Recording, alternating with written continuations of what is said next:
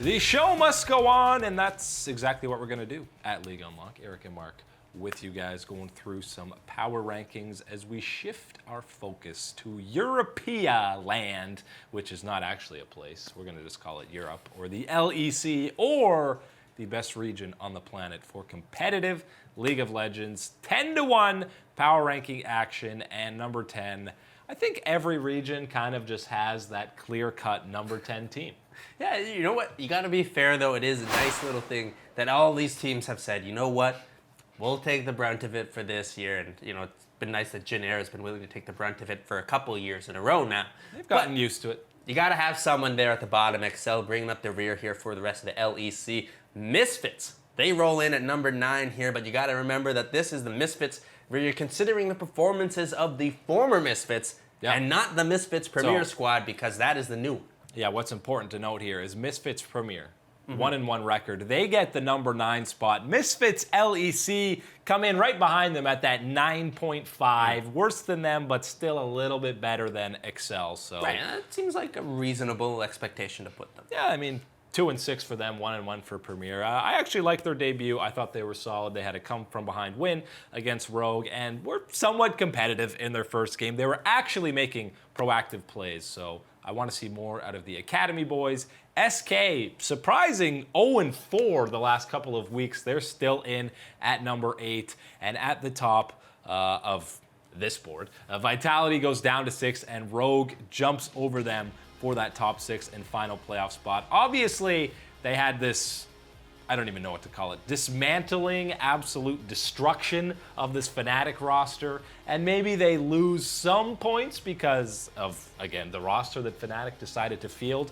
but they still looked incredible here, and they probably could have beat Misfits too. This was 100% them saying, wait a minute, this is a Fnatic squad that beat TSM. If we beat them, boom, that's another one. The debate's over. That's another one in the books. They're added on up. This is the Rogue squad coming through to dismantle not only the chances of anyone here in North America winning, but they're coming here for TSM's heart, and that's what they want. But hey, they're going to sit there at the number 6 seed here right now in the LEC rankings. And if you remember, TSM's at number 4 in North America. So maybe let's use that as a little comparison here on how things are going for these squads. I'm taking Rogue. That's it. Like, the debate's done and dusted after this week. I'm going Rogue. 70-30, winning that best of against TSM. But this is already, I don't think anyone was expecting Rogue to be this good in summer. They had 2 wins in the spring split, and they're already looking like they will vie for one of the final playoff spots. But we got to move on to the top 5, which is similar to what we saw last week. So similar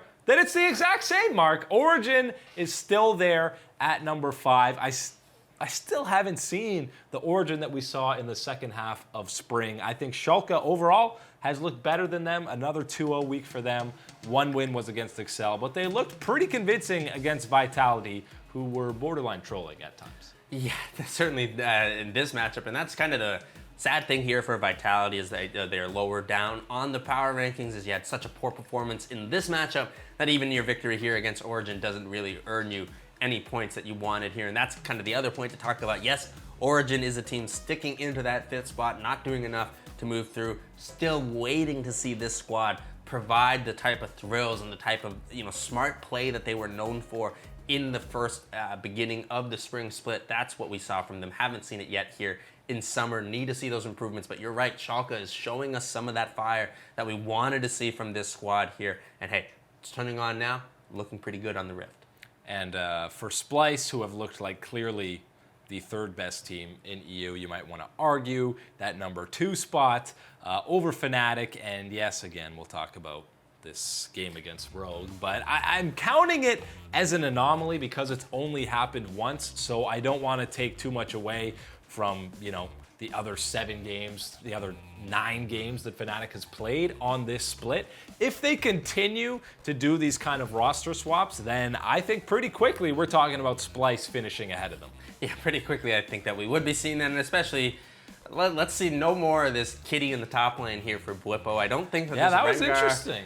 That's not exactly the pick that I feel like suits Bwipo all that well. And I think it suits Bwipo. Does it suit the game? No. Well, let's just say that Whipple's performance on it was not suiting the game whatsoever, or the game state at the time. not exactly what Fnatic needed. So yes, I think this is more or less a situation of, I don't know if it's losing focus or seriousness or whatever the type of idea here is behind trying to do this type of composition. You're not G2, Fnatic. Come on, what are you doing?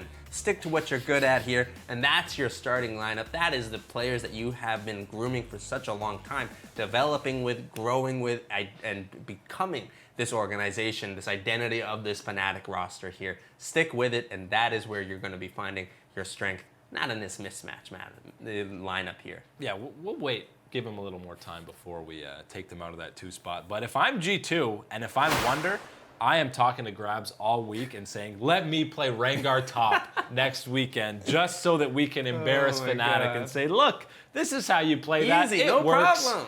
You guys are just trash. I know that that's probably something these guys are talking about.